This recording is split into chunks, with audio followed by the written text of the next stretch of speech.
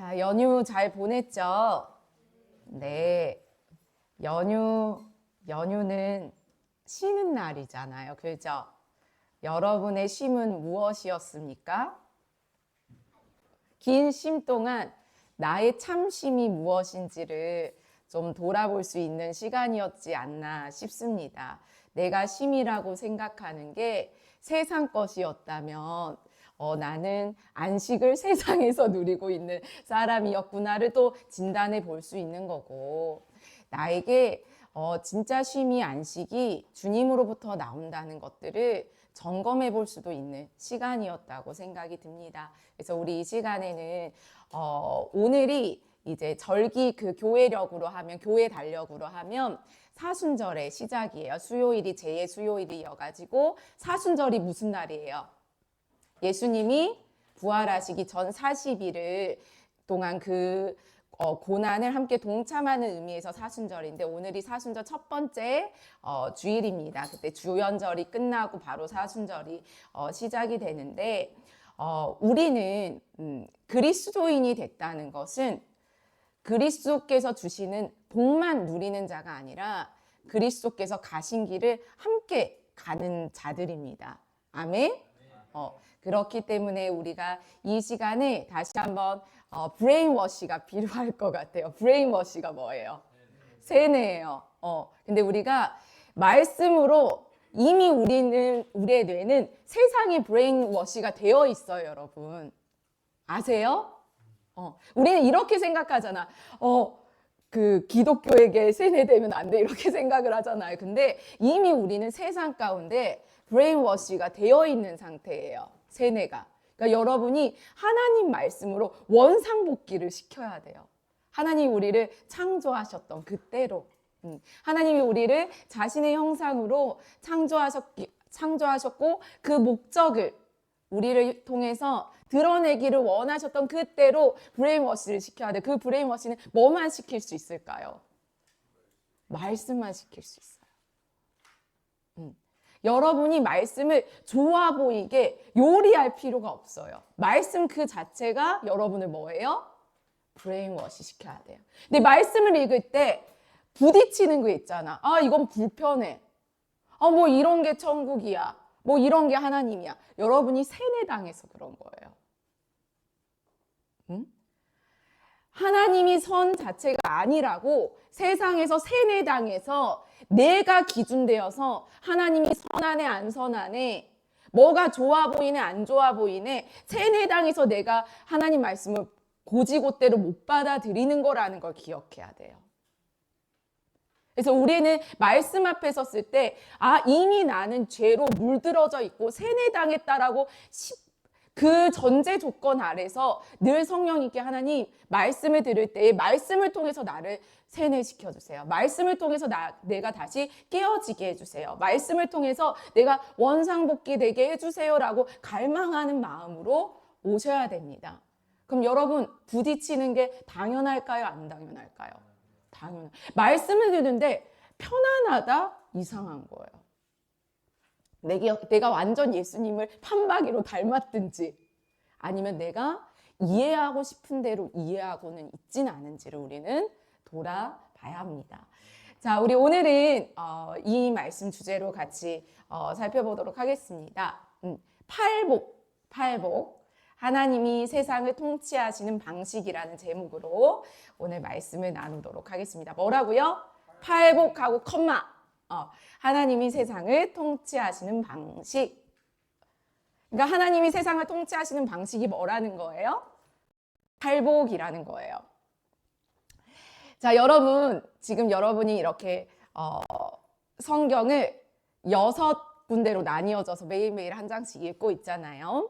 자, 산에서 축복이 선포된 곳이 2군데가 있어요. 산에서 축복이.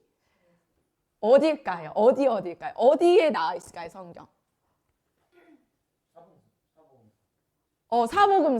사복음서에서 특별히 팔복이 어떻게 시작해? 제자들이 나아온지라 입을 열어 가르쳐 가라사대 심령이 가난한 자는 복이 있나니 천국이 저희 것이며 하면서 산에 올라가서 복에 대해서 선포해 주세요. 근데 이게 신약에만 나온 게 아니라 구약에도 나와 있어요. 어디에 나와 있을까요? 어디 성경에? 성경 어디? 땡. 십계명은 그 율법이잖아. 그러니까 축복을 주신, 축복을 선포한 거. 자, 신명기에 나와 있거든요. 신명기에 두 산이 나와요. 여러분 들어봤는지 모르겠어요. 쌤은 찬양으로 먼저 들었거든요.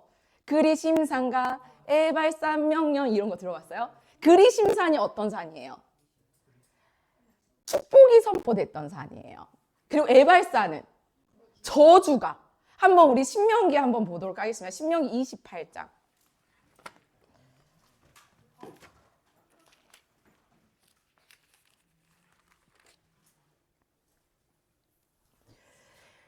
산에서 이스라엘 백성들에게 선포하신 축복이 팔복인데 이 팔복이 첫 번째가 아니라는 거예요. 첫 번째 산에서 선포된 축복은 신명기로 거슬러 올라갑니다.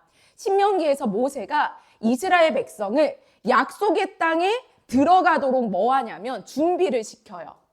그래서 하나님이 이스라엘 백성을 애굽에서 노예살이에서 구원해냈지만 불순종 때문에 첫 세대가 죽을 때까지 40년 동안 무슨 생활을 했어야 됐어? 광야 생활을 했어야 됐어요.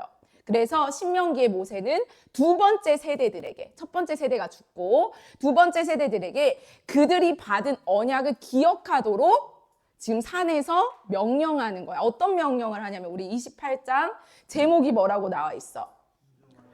순종하여 받는 복 이렇게 나오면서 1절을 읽어봅시다. 시작.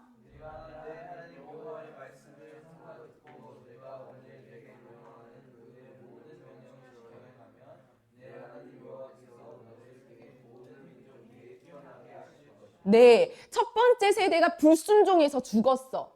그러니까 두 번째 세대한테 하나님을 따르면, 하나님의 언약의 말씀을 지키면 너희들이 이러한 복을 받을 거야. 어떠한 복을 받는다고 하는지 한번 2절부터 쭉 읽어볼까요? 시작.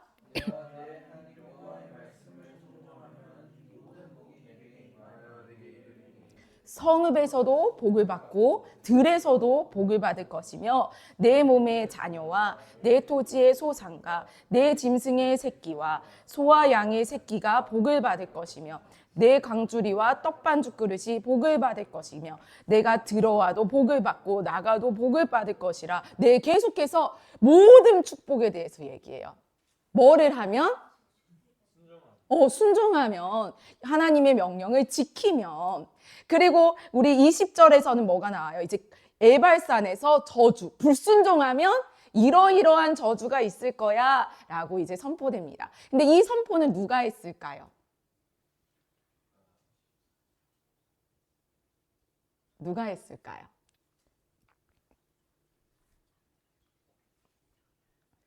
열두 지파들이 반반 나뉘어져서 직접 선포해요. 왜냐하면 여호와의 율법이 무엇인지를 받았기 때문에. 근데 우리 두 번째 산이 어디야? 팔복이 선포됐을 때 그 팔복은 누가 선포해요? 누가 직접 선포해요? 예수 그리스도가 선포합니다.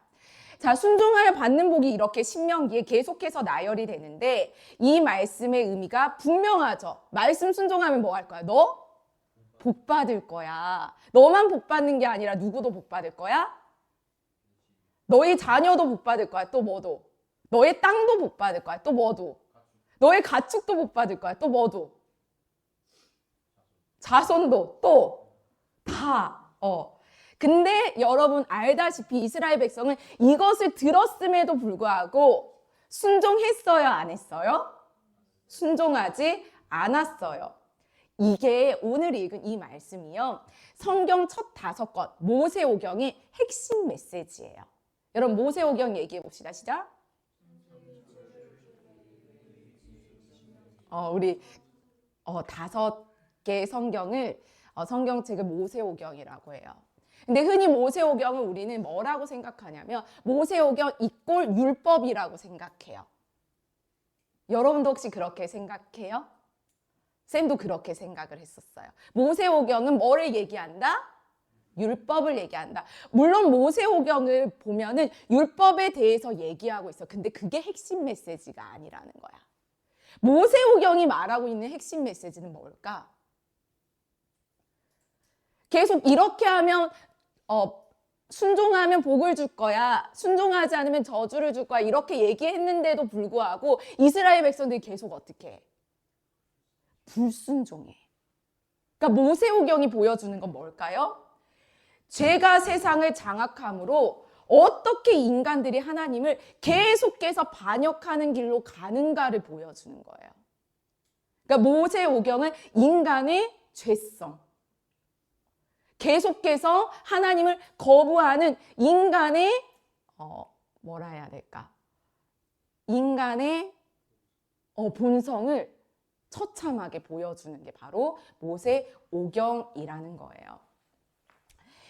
근데 여기서 우리가 주목해야 될 거는 죄는 단순히 율법을 어겼다고 해서 죄일까요? 단순히 율법을 어겼다고 해서 죄일까요? 아니에요. 죄는 계속해서 얘기하지만 죄가 뭐야? 하나님이 우리에게 제공하는 그 하나님과의 우리와의 그 관계를 뭐 하는 거? 거부하는 게 죄라는 거야. 다시 한번. 자, 찬율이 집중해서 봐. 찬율아, 허리 펴고. 죄가 뭐라고? 찬율아? 응? 하나님과의 관계를 뭐 하는 거? 거부하는 거야. 그게 바로 죄야.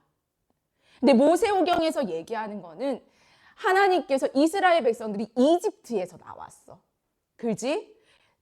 에덴 동산에서 어떻게 죄를 범하는지도 보여줬었고, 그치만 하나님께서 어떻게 이스라엘 백성들을 애굽에서 출애굽하는지도 보여줬어. 근데 그들이 이미 아담과 하와는 누구한테 세뇌당하고, 사단한테 세뇌당하고, 뱀한테. 그리고 이스라엘 백성들이 누구한테 세뇌당하고, 이집트의 세뇌를 당하고. 그래서 하나님께서 그들 가운데 그들의 죄가 더 확산되지 않기 위해서 뭐를 주는 거야? 율법을 준 거야. 뭐라고요? 죄가 확산되지 않기 위해서. 인간의 죄성은 끝이 없기 때문에 그 죄가 확산되지 않기 위해서 그 율법을 주셨다라는 거예요. 우리가 창세기로 거슬러 올라가 봅시다. 하나님은 아담과 하와와 직접적인 관계를 맺으셨어요. 에덴 동산에서는 아담과 하와 사이에, 아담과 하와와 하나님 사이에 그 누가, 중개자가 필요했어요? 안 했어요? 안 했어요. 그냥 동산에 거지면서 늘 하나님과 직접적으로 뭐하고? 대화하고. 아담을 누가 먹이셔요? 하나님이 직접적으로 먹이시고. 아담 하와를 어떻게 돌보세요? 하나님이 직접적으로 돌보셨어요. 근데 그 사이에 누가 등장해요? 뱀이 등장해요. 그래서 뱀이 줬던 그 유혹이 뭐예요? 뱀이 그렇게 해서 하려고 했던 거. 아담과 하와가 더 이상 하나님을 뭐하지 못하게, 신뢰하지 못하게 하는 거야. 하나님은 너희들한테 선한 거를 줄 수도 있지. 근데 선한 것만 주시는 분 아니야. 가장 좋은 거는 너희들한테 안 주기를 원하셔. 그러니까 하나님이 완전 나쁜 분이야 이렇게 얘기하지 않으세요. 100% 신뢰를 못하게 하는 거예요. 사단이 하나님 못된 분이라고 했나요? 아니야. 하나님이 이거 다 주셨어. 아담과 하와한테 이렇게 얘기해. 그죠? 아담과 하와가 이거 다 주셨어. 사단이 물어보니까. 그러니까 사단이 뭐라 그래? 진짜 다 줬냐고. 근데 저것만 빼고. 그러니까 어떤 마음이 싹 터요? 그래, 하나님 좋으신 분이지. 근데 가장 좋은 것을 주시는 분은 아니야. 하나님 있으면 좋지. 근데 하나님만으로 만족할 수는 없어.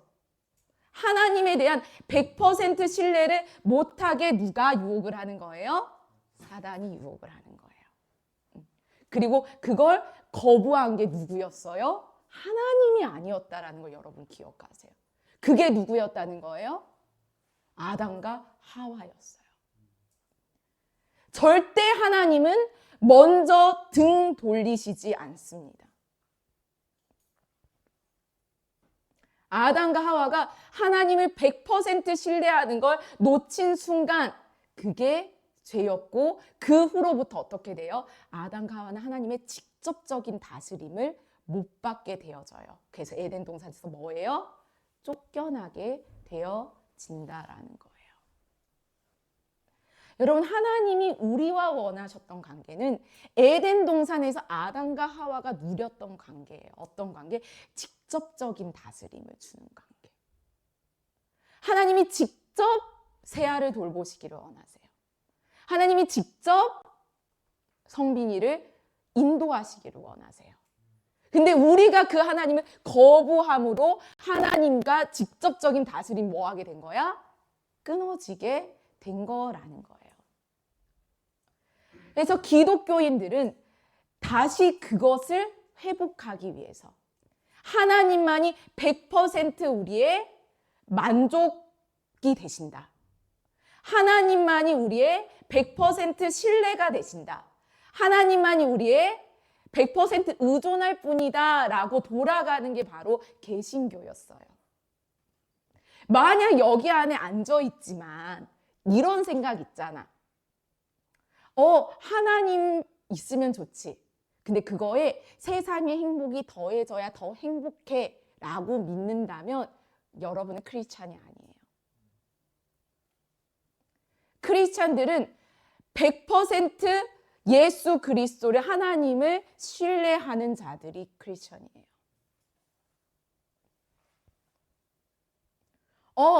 내가 하나님은 90% 신뢰하고 10%는 세상의 어떤 걸 신뢰해. 그럼 여러분 카톨릭이에요. 카톨릭에서 왜 개혁이 일어났어요? 우리의 참 만족은 성직자를 통해서 나오지 않는다. 어떤 건물을 통해서 나오지 않는다. 오직 말씀, 오직 그리스도, 오직 은혜, 오직 믿음. 그래서 개신교가 나온 거예요. 근데 많은 크리스천들이 교회의 건물 안에 앉아있지만 뭐냐면 예수님, 그래요. 예수님이 충분하다는 거 머리로 알죠. 근데 세상을 살아가 보세요. 예수님으로 진짜 충분한가요? 예수님이 구원자인 거 알죠. 근데 제 상황을 구원해 줄 수 있나요? 그럼 이건 구원자로 믿는 거야. 아니야. 여러분, 이거는 기독교의 기본에서, 우리가 믿는 사도신경에서 맞지 않는다는 거예요. 그러니까 내가 메시지를 들었을 때, 하나님의 말씀이 선포될 때, 그래, 하나님을 신뢰해야지. 나 신뢰해. 근데 이렇게만 생각할 게 아니라 하나님이 아닌 다른 것을 내가 100% 신뢰하고 있다면 하나님을 100% 신뢰하지 않고 있다는 거예요.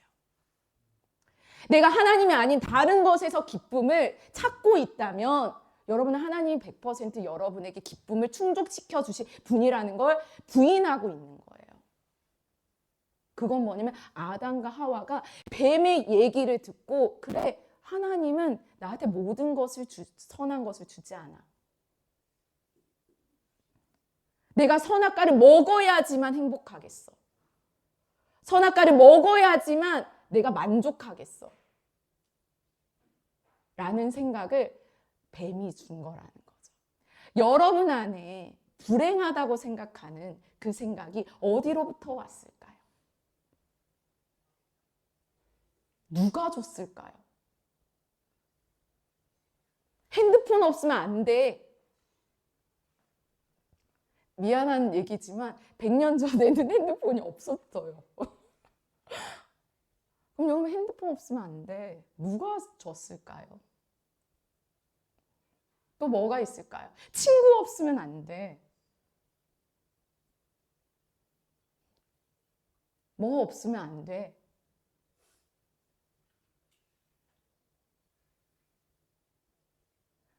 똑같이 세상은 여전히 우리에게 하나님을 100% 충분 조건으로 얘기하지 않게 하기 위해서 우리를 현혹시키고 유혹한다는 거예요. 그게 이스라엘 백성들이 또 우리가 처한 상황과 동일했다라는 것을 얘기하고 있습니다. 그럼에도 불구하고 우리 성경의 창세기 3장을 한번 보겠습니다. 아담과 하와가 하나님의 다스림을 거부했음에도 불구하고 하나님은 이러한 중개자들을 통해서가 아니라 하나님이 직접적인 통치를 회복할 구원자를 우리에게 주시겠다고 약속하시는 장면이 나와요. 그게 창세기 3장 몇 절이에요? 15절 말씀 같이 읽어보겠습니다. 창세기 3장 15절 말씀. 자, 시작.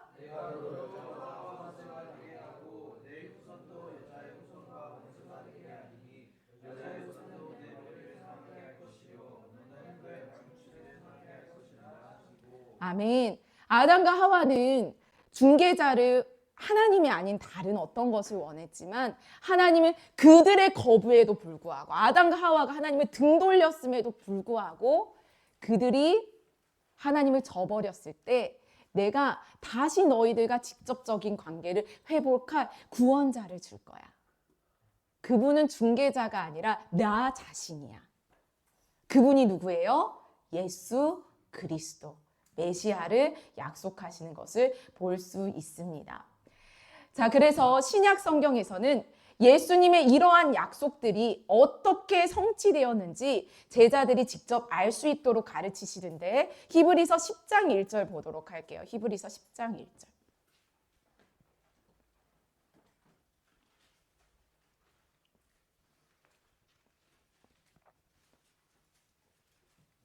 아멘. 폈어요? 아멘. 같이 읽어보겠습니다. 시작. 율법은 장차 올 좋은 일의 그림자일 뿐이요 참 형상이 아니므로 해마다 늘 이런 같은 네, 우리 한 목소리로 다시 한번 읽어보겠습니다. 시작. 율법은 장차 올 좋은 일의 그림자일 뿐이요 참 형상이 아니므로 해마다 늘 이런 같은 아멘. 그러니까 율법이 하는 역할은 뭐예요? 우리가 죄를 저지름으로 하나님과의 관계를 거부했어. 그냥 그 죄가 더 확산되지 않기 위해서 구원자가 오시기 전까지 우리를 더 죄로 빠지지 않기 위해서 뭐 해주는 역할을 하는 거야? 억제해주는 역할을 하는 거야. 근데 율법에는 목적이 있어요. 율법 자체가 목적이 될 수 없어요. 율법의 목적은 뭐야? 오늘 읽었던 말씀처럼 장차 올 좋은 일의 뭐야? 그림자야. 또 참 형상이 있다라는 거야. 그분이 누구라는 거야? 예수 그리스도라는 거야. 율법을 회복시킬 분이 온다라는 게 아니에요. 어떤 분이 온다 했어요? 율법의 완성이신 분이 온다고 그랬어요. 그러니까 예수 그리스도가 오심으로 그분이 뭐가 되는 거야? 이제 법이 되는 거야. 아멘? 아담과 하와가 하나님을 저버림으로 하나님과 직접적인 관계를 맺지 못하게 됐잖아. 그러니까 늘 율법을 통해서 제사를 통해서 무엇을 통해서 하나님께 나아갔어야만 됐단 말이야. 제사장을 통해서. 근데 예수 그리스도가 오심으로 뭐예요? 율법이 완성이 됐어. 예수 그리스도가 내가 곧 뭐야? 법이야. 그러니까 전에는 예수 그리스도가 오시기 전에는 율법을 따라 살았어요. 근데 예수 그리스도가 오신 다음부터는 누굴 따라 살아가는 거야? 예수 그리스도를 따라 살아가는 거야. 그러니까 우리가 구원받은 자들은 예수 그리스도를 믿는 자들은 율법을 지키는 게 인생의 목적이 아니에요. 율법을 지킨 사람이 있었어요, 없었어요? 있었어요. 사도 바울도 율법으로 흠이 없는 자라고 얘기해요.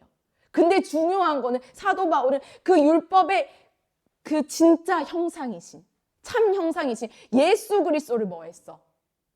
거부했었잖아. 그래서 그걸 깨닫고 나서 예수 그리스도를 따라가는 삶을 살아간다는 거야. 내가 율법을 다 지키면 선하다, 이게 아니에요. 율법은 장차 올 좋은 일의 뭐일 뿐이에요? 그림자일 뿐이라는 거야. 그럼 여러분이 열심히 어떤 종교의 행위를 하고 이게 안 중요하다는 게 아니라 이거를 하는 이유가 뭐냐는 거야. 이걸 지키면 하나님이 나를 좋아하실 거니까가 아니에요. 예수 그리스도를 따라 살아가다 보니까 예수 그리스도가 하셨던 그대로 나도 하게 되어지는 거예요. 그게 바로 뭐예요? 은혜라고 하는 거예요. 성경에도 보면 아담과 하와가 예쁜 짓을 해서 3장 15절에 메시아를 주겠다고 약속한 게 아니었어요. 하나님은 계속해서 자신의 백성들을 찾으시고 기다리십니다. 중요한 건 뭐냐면 인간인 우리가 하나님을 등 돌린다라는 거예요. 그래서 우리가 오늘 얘기하고자 하는 팔복을 두 번째 산에서 하는 축복을 듣기 전에 신명기에서 나오는 첫 번째 축복을 기억하는 게 왜 중요하냐면 이게 우리 개신교의 종교개혁과 관련이 있어요. 우리 이번 2월 달까지 우리 종교개혁 5가지 표어가 이제 마무리가 되지만 우리는 계속해서 항상 개혁되어야 돼요. 근데 개신교의 종교개혁과 관련이 있어요. 뭐냐면 개신교 종교개혁은 단순한 종교개혁이 아니었어요. 정치적인 개혁이기도 했어요. 왜냐하면 그 당시에 여러분이 영화 봐서는 훨씬 이해가 되겠지만 그때는 그 종교 자체가 뭐였어요? 그 정치 세력보다 더 위에 있었으니까 로마 카톨릭이. 그러니까 결국 종교개혁이기도 하지만 정치개혁이기도 했단 말이에요. 그래서 유럽의 일부 국가들은 개신교를 믿는 통치자들이 카톨릭 통치자들로부터 정권을 잡았어요. 그래서 개신교 신자들이 이제 모든 삶의 영역에서 성경으로 돌아가자 이거에 중점을 이제 싣게 됐는데 성경으로 돌아가자 해서 어떻게 됐냐면 이제 장차올 그 형상, 그러니까 예수 그리스도의 오심, 그 구약의 약속이 어떻게 성취되었는지 신약의 포커스를 맞춘 게 아니라 성경으로 돌아가자 했는데 어디에 초점을 맞춘 거야? 구약에 초점을 맞춘 거야. 이해가 돼요? 구약은 약속을 준 거야. 어떤 약속? 이 율법의 완성이신 누가 올 거다. 예수 그리스도가 올 거다. 근데 우리는 이미 신약을 받은 자로서 예수 그리스도가 오신 것을 예수 그리스도가 오시고 나서 오신 그 다음의 세대잖아. 종교개혁도 뭐야? 그 약속이 성취된 세대인데도 불구하고 성경으로 돌아가자 했는데 뭘로 돌아간 거야? 율법이 그 완성이 오시기 전 율법에 초점을 맞추게 된 거예요. 그래서 종교개혁이 일어났음에도 불구하고 어떻게 하냐면 신약 성경을 참조해서 그리스도와 관계를 이해하려고 한 게 아니라 뭐를 참조해서? 구약의 율법과 관련돼서 그리스도와의 관계를 이해하려고 했다라는 거예요. 그래서 뭐라 하냐면 구약이 영원한 언약이다. 그 율법이 영원한 언약이다라고 잘못 설명해요. 근데 여러분 참 신기하게 신명기 28장에 5만 가지 복에 대해서 얘기를 해요. 근데 한 가지 나와 있지 않은 복이 있어요. 한 가지 나와 있지 않은 복이 있어요. 그게 뭘까요?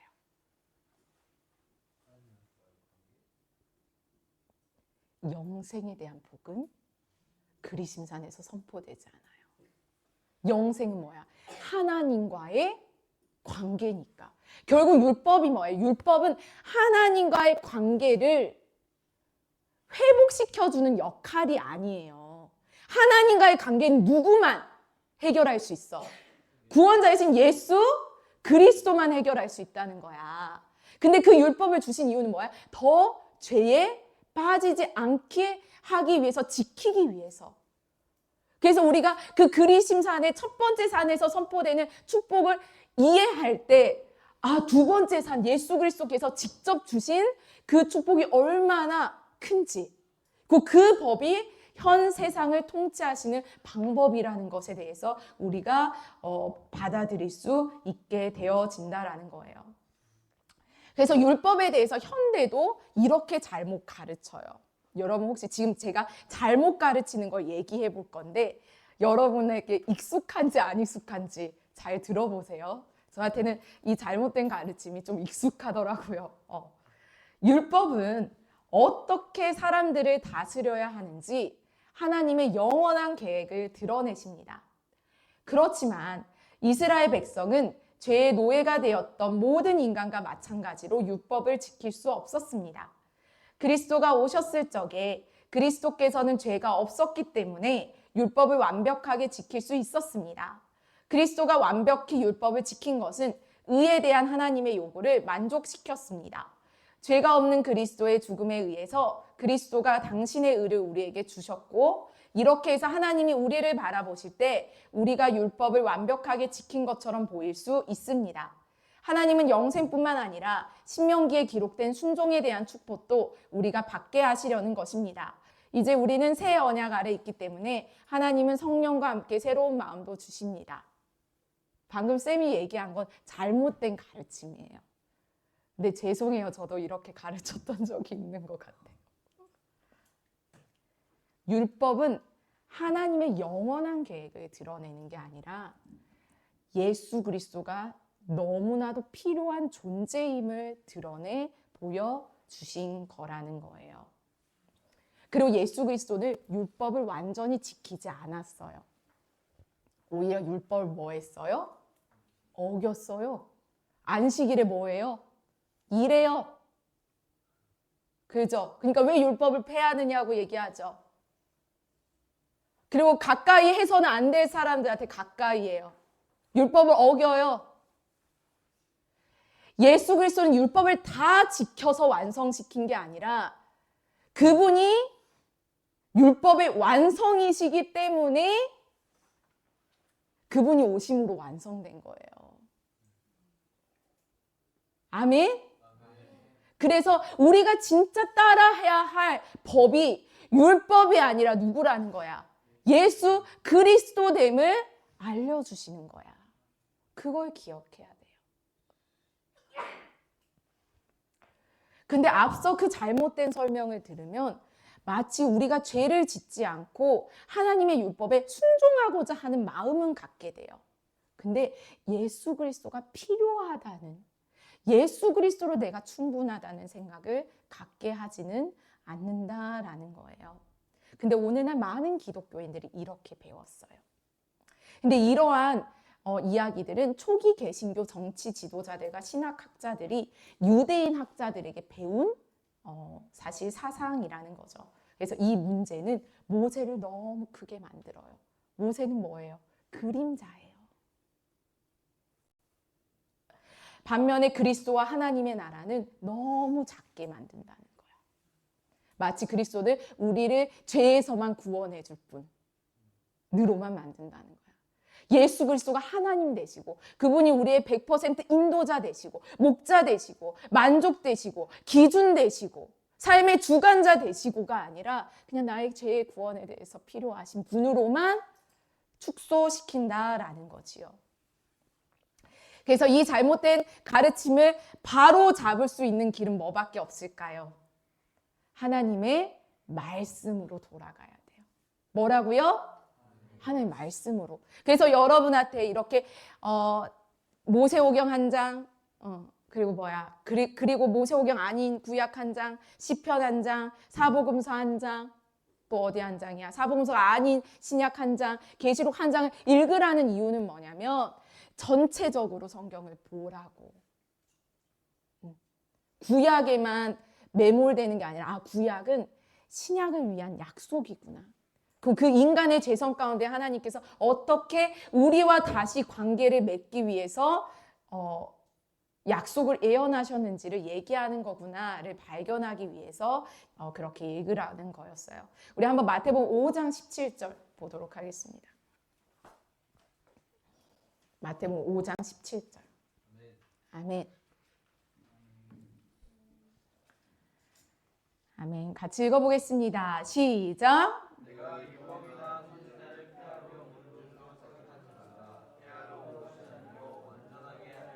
네, 내가가 여기서 누구예요? 예수님이 그래요. 나는 율법이나 선지자를 폐하러 온 걸로 생각하지 말라. 나는 완전하게 하려 왔다. 그러니까 예수 그리스도가 결국 뭐라는 거예요? 율법의 완성이라는 거예요. 그 이제 예수 그리스도 구주로 믿는 자들은 뭐가 법이라는 거예요? 예수 그리스도가 곧 우리의 법 기준이 된다라는 것입니다. 그래서 예수님 당신이 율법의 저주를 받으심으로 십자가에 달려 돌아가셨어요. 우리가 율법의 저주 아래 뭐하기 위해서? 자유하게 하기 위해서라는 거예요. 자, 우리 갈라디아서 3장 21절도 보도록 하겠습니다. 갈라디아서 3장 21절.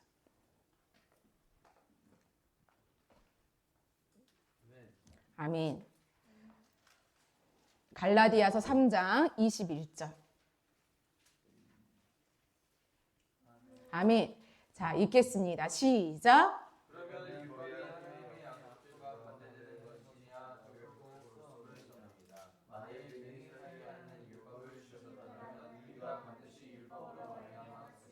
아멘.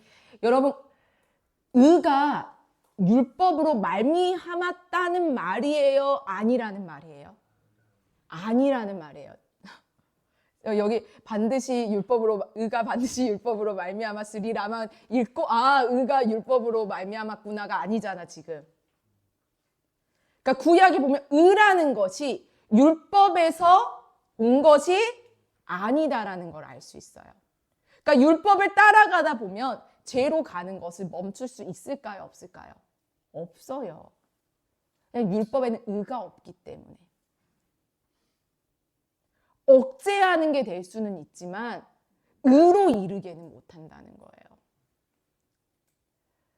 그래서 신명기 28장 축복에는 영생의 축복이 목록에 없다라는 걸 볼 수 있습니다. 왜냐하면 율법은 모든 사람들에게 영원히 적용될 법으로 의도된 것이 아니기 때문입니다. 모세 율법은 하나님의 성품이나 그분의 가치, 모든 나라를 다스리기 위한 영원한 하나님의 계획과 방식이 아니에요. 뭐라고요? 율법은 영원한 하나님의 통치 방식이 아니다라는 거예요. 이스라엘 백성이 하나님을 거부했기 때문에 하나님이 메시아를 보내주기 전까지 허락해 주신 방식이라는 거예요. 자, 갈라디아서 3장 24절에서 25절도 읽어보겠습니다. 갈라디아서 3장 24절에서 25절. 자, 시작.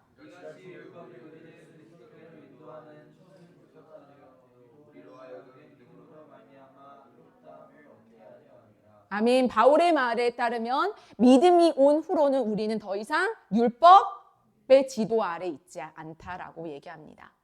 바울은 모세의 율법은 전체적인 목적인 메시아가 이스라엘을 통해 세상에 오시기 전까지만 유효하다라고 얘기를 하고 있습니다. 이제 율법이 아니라 그리스도 한 분만으로 하나님의 성품과 하나님의 가치와 하나님의 나라를 드러내시고 그게 모든 사람들에게 하나님의 축복을 가져다 준다라는 거죠. 그리고 그 축복이 뭐예요? 그 축복이 뭐야? 너가 원하는 거 다 들어줄 거야. 너 이 세상에서 스트레스 없을 거야. 이게 아니에요.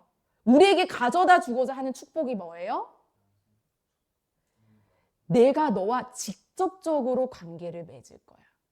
너와 나 사이에는 어떤 누구도 중개자가 필요가 없어. 내가 너를 직접 인도할 거고, 내가 직접 너를 먹이고 입힐 거고, 내가 직접 너를 보살필 거야. 그 하나님과의 관계의 축복을 얘기하는 거예요. 그리고 너를 나로 인해서만 만족하게 할 거야. 그래서 여러분, 세상을 다스리는 방식에 대해서 3가지 주장이 있어요. 제가 옳은 방식과 그릇된 방식 2가지를 알려주도록 하겠습니다. 첫 번째 그림 한번 보여주세요. 첫 번째 그림은요, 아담과 하와가 범죄한 이후에 그리스도가 천국을 가져오시는 방식이에요. 아담과 하와가 범죄 이후. 자, 가장 위에가 킹덤 오브 헤븐 뭐예요? 하나님 나라예요. 그리고 중간에 있는 동그라미가 뭐냐면 세상 나라예요. 그러니까 아담과 하와가 하나님의 직접적인 통치를 거부했기 때문에 하나님께서는 그럼에도 인간들을 돌보세요. 근데 이제 직접적으로 못 돌보세요. 뭐를 통해서? 세상의 나라를 통해서. 정부, 가족, 부모, 학교, 기관 이렇게 중개자들을 통해서 뭐 하세요? 자신의 백성들, 그 모든 인류들을 뭐 하세요? 보살피세요. 왜? 우리가 하나님과 직접적인 관계를 뭐 했으니까? 거부했으니까. 그리고 이거를 신학적인 용어로는 뭐라 그래요?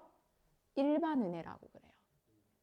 내가 하나님을 거부했음에도 불구하고 하나님은 가족을 통해서 아니 사회복지기관을 통해서 정부를 통해서 우리를 여전히 먹이시고 돌보시고 입히세요. 이게 언제까지야? 그리스도가 천국을 가져오기 전까지의 통치 방식이에요. 자, 그리고 그 다음 두 번째 그림은 잘못된 방식이에요. 뭐냐면 종교개혁 이후에 12세기에 있던 유대인 학자들에게 배운 방식이에요. 뭐냐면 우리나라도 이게 잘못 이게 들어왔는데 쌤도 이거를 한때는 믿었었어요. 여기 화살표가 잘못됐는데 다 아래로 내려와요. 뭐냐면 하나님께서 하나님 나라를 세우시는데 이 땅에 세우시는데 어떻게 세우시냐면 정부를 우리나라를 기독교화 시켜서 우리나라가 기독교 나라가 돼서 아니면 우리나라의 지도자가 기독교인이 돼서 그리고 그 기독교인들을 통해서 통치하고 그 기독교인들이 다스린다고 잘못 가르치는 거야. 그러니까 많은 크리스천들이 예수를 믿고 주목하는 건 뭐야? 정치적으로 뭐야? 기독교 나라를 만들어야 된다. 그래서 교회 다니는 사람을 리더자로 정치인으로 세워야 된다. 그렇게 해야지 하나님의 통치가 임한다. 그렇게 믿는 거야. 근데 하나님께서 우리에게 원하는 거는 예수 그리스도가 오신 뒤로는 어떤 중개자도 필요가 있다 없다? 없다라는 거야. 이거는 잘못된 방식이에요, 여러분. 그리고 이거는 마치 예수님이 오셨을 때도 메시아를 기다렸던 자들이 이러한 통치를 기다렸던 거야. 나라가 기독교화 돼서 하나님이 무력의 힘으로 해서 어떤 기독교 통치자가 일어나서 그게 아니라는 거야. 그러면 옳은 방식이 뭔지 보겠습니다. 마지막 그림. 이게 하나님이 직접적인 통치 방식이야. 하나님 나라가 옴으로 예수 그리스도를 통해서 옴으로 세상 나라가 어떻게 됐어? 다 그림자야. 세상의 나라는 존재하지만 뭐야? 다 그림자야. 어떤 것도 하나님의 영원한 하나님의 나라에 영향을 미치지 않아. 그리고 직접적으로 하나님이 예수 그리스도를 믿는 자들을 직접적으로 개인적으로 통치하시고 인도하세요. 그게 하나님이 그리스도인들에게 원하는 방식이라는 거야. 그러니까 우리는 이런 기도하잖아. 하나님 누굴 통해서 뭐를 통해서 그리고 예수님을 믿지만 막 기대하잖아. 이 사람을 통해서 내가 이런 축복을 얻게 될까? 저 사람을 통해서. 아니야. 하나님은 직접적으로. 하나님이 직접적인 여러분의 통치자가 그리고 다스리는 자가 보살피는 자가 되기를 원하신다는 거예요. 이게 뭐예요? 팔복이야. 자, 그럼 우리가 이 부분을 이해했기 때문에 팔복으로 넘어가도록 하겠습니다. 우리 이제 거의 막바지에 이르렀는데요. 마태복음 5장 팔복.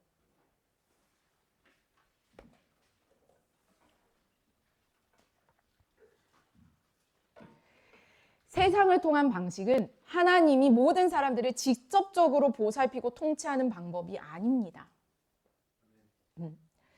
하나님이 통치하심에도 세상의 나라가 여전히 존재하는 이유는 하나님은 이미 세상의 나라를 뭐 하셨어요? 패배시키셨어요. 그렇지만 멸망시키지는 않았어요. 왜? 자비를 베푸시는 거야. 근데 여러분, 자비의 날이 영원하지 않다라는 걸 여러분 반드시 기억하셔야 합니다. 지금 2000년이나 지났는데 여전히 심판 안 하시잖아. 여러분, 반드시 주님 곧 오십니다. 내가 죄를 지어도 내가 하나님을 거부해도 오늘 사는데 지장이 없어 보이는 이유는 하나님이 자비를 베푸시기 위함이지 하나님이 능력이 없어서가 아니라는 것을 우리는 명심해야 돼요. 그렇지만 우리를 포함해서 하나님은 세상의 모든 권세들을 뭐 하셨다는 거야? 물리치셨다는 거예요. 그래서 그리스도를 믿는 자들은 세상의 권세에 뭐야? 휘둘리지 않게 돼요. 세상이 여전히 막 우리를 해하려고 해요. 그렇지만 목줄이 묶인 개나 다름이 없다는 거예요. 그러니까 막 으르렁 거려. 근데 목줄이 묶여서 하나님께 목줄이 묶여 있어서 우리를 결코 해할 수 있다 없다? 없다라는 걸 기억해야 돼요. 그리스도의 왕국은 세상의 나라들을 통해서가 아니라 오늘날 모든 사람들을 직접 통치하십니다. 아멘. 자, 이 팔복이 절대 사라지지 않는 예수님이 직접 말씀하신 복인데 한번 살펴보도록 하겠습니다. 자, 마태복음 5장 1절부터 한번 읽어볼게요. 자, 시작.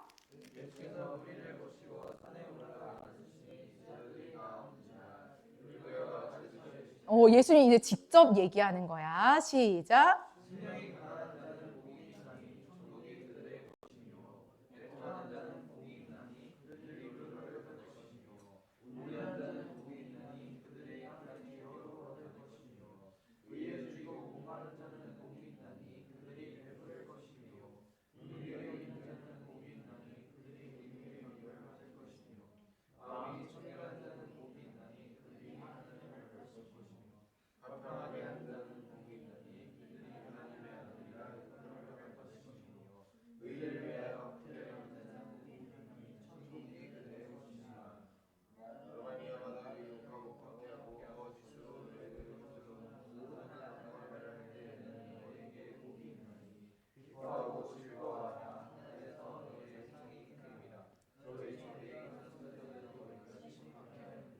아멘. 예수님께서 복이 있는 사람은 하고 직접적인 복을 얘기를 하십니다. 그리고 이제 성경 펴보지 않겠지만 요한복음 14장 23절에 예수께서 대답하여 이르시되 사람이 나를 사랑하면 내 말을 지킬지니라고 나오는데요. 이 지킬지니가 단지 순종하다가 아니라 킵이라는 원어의 의미래요. 근데 이 킵의 의미는 뭐냐면 무언가를 지킨다는 것은 그거를 위해 목숨을 내놓아야 된다라는 의미를 내포하고 있다고 얘기합니다. 그래서 우리는 이 복을 지키기 위해서 목숨까지도 뭐예요? 내놓아야 된다라는 거예요. 그리고 세상은 그냥 가도록 놓아주라라고 이야기를 합니다. 여러분, 심령이 가난한 자는 복이 있나니 천국이 그들의 것이며, 심령이 가난한 자가 어떤 자일까요? 마음에 상처받은 자? 누구를 좋아했는데 실현당한 자? 아니면 대학교 합격 떨어져가지고 상심이 큰 자? 여러분, 여기서 말하는 심령이 가난한 자가 어떤 뜻일까요? 원어적으로 극도로 빈곤한 자, 완전히 무력하고 무언가를 의존해야만 하는 상태를 심령이 가난한 자라고 얘기해요. 단순히 조금 부족한 정도가 아니라 스스로 아무것도 할 수 없는 절대적 빈곤. 그러니까 누군가를 완전히 100% 의존해야지만 하는 사람들. 근데 그렇게 심령이 가난한 자는 복이 있대요. 그리고 천국이 그들의 것임이래요. 여러분, 애통하는 자, 어떤 말일까요? 애통. 오늘 그냥 슬픈 자? 우리 가족 중에 누가 아파가지고 슬픈 자? 어려운 일 당해서 슬픈 자? 애통하는 자 뭘까요? 원어는 감정적인 눈물을 얘기하지 않아요. 죄와 불의에 대한 영적인 슬픔, 비탄, 통곡을 의미합니다. 그 자들은 하나님이 직접 위로해 줄 것이다. 온유한 자는 누굴까요? 부드러운 자? 성격적 부드러움을 얘기하지 않습니다. 겸손, 가난, 공고 상태를 포함해서 하나님께 의지하는 태도, 자신의 힘을 내려놓고 하나님 뜻에 복종하는 자가 온유한 자예요. 온유한 자 어떻게 될 거래요? 땅을 기업으로 받을 것이래요. 의에 줄이고 못 마른 자, 줄인다는 게 여기서는 원어가 굶주리다예요. 단순한 배고픔이 아니라 강렬하고 지속적인 갈망, 의를 지속적으로 갈망하는 거야. 목마른 자는 그냥 물 마시고 싶다 이게 아니에요. 생존을 위해서 나 반드시 물을 마셔야 되는 상태예요. 그리고 의가 뭐예요? 하나님과의 올바른 관계예요. 하나님과의 올바른 관계를 날마다, 매 시간마다, 매 순간마다 갈망하고 그걸로 채움받기를 원하는 자들을 뭐 할 거래요? 충족시켜 줄 거래요. 그렇게 원하는 자들을 뭐 할 거라고요? 참된 만족을 주실 거래요.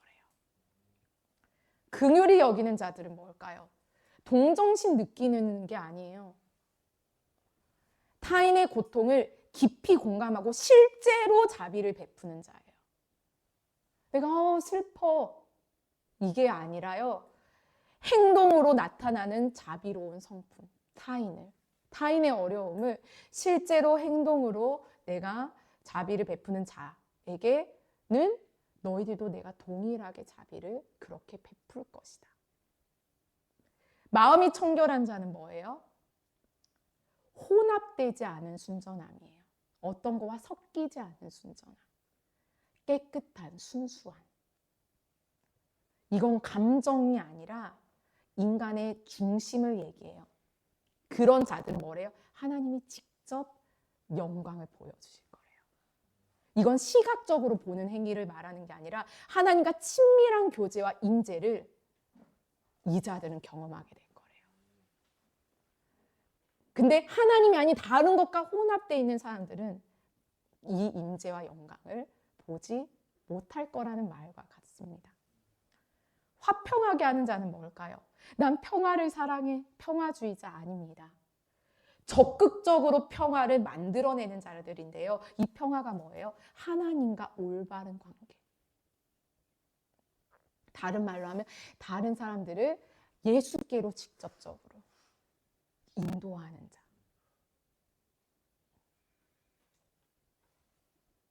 화평케 한 자는 복이 있대. 하나님의 아들이라 일컬음을 받을 거래요. 박해를 받는 자들은 뭘까요? 여기서는 원어가 단순히 한 번의 고난이 아니에요. 지속적이고 반복적인 박해. 그런 자들은 하나님의 나라를 받을 것이다. 그러니까 뭐냐면 현재도 미래도예요. 현재에도 받을 거래요. 그걸 누릴 거래요.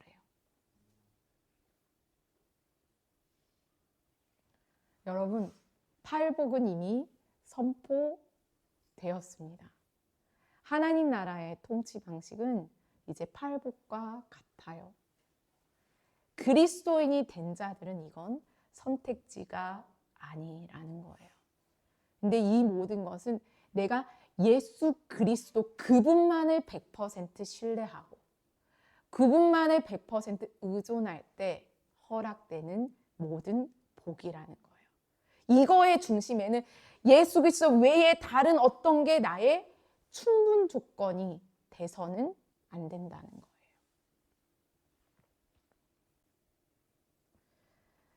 하나님이 나와 관계를 맺고 싶다는 것은 하나님이 나에 대해서 전적인 책임을 지고자 하신다는 거예요. 그럼 여러분이 할 수 있는 건 뭘까요? 여러분이 할 수 있는 건 하나님만이 나를 온전하게 다스리도록 내어드리는 걸 말합니다. 마치 우리가 쉽게 생각하면 마치 우리가 핸드폰한테 마음껏 나를 세뇌시켜 내어드리는 것처럼 그럼 핸드폰만 하고 있으면 자동적으로 핸드폰이 나를 다스리잖아. 말씀 앞에, 하나님 앞에 나를 내어드리는 거예요.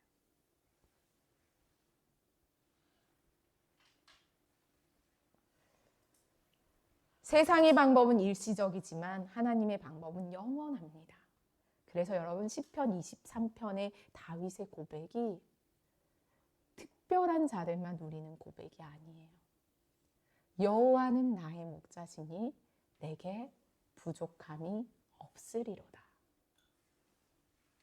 그가 나를 푸른 풀밭에 누이시며 쉴만한 물가로 인도하시는도다. 내 영혼을 소생시키시고 자기 이름을 위하여 이의 길로 인도하시는도다. 내가 사망의 음침한 골짜기를 다닐지라도 해를 두려워하지 않을 것은 주께서 나와 함께 하심이라. 주의 지팡이와 막대기가 나를 안위하시나이다. 이 고백은 다윗이 왕이니까 다 누렸어가 아니에요. 다윗은 알았어요.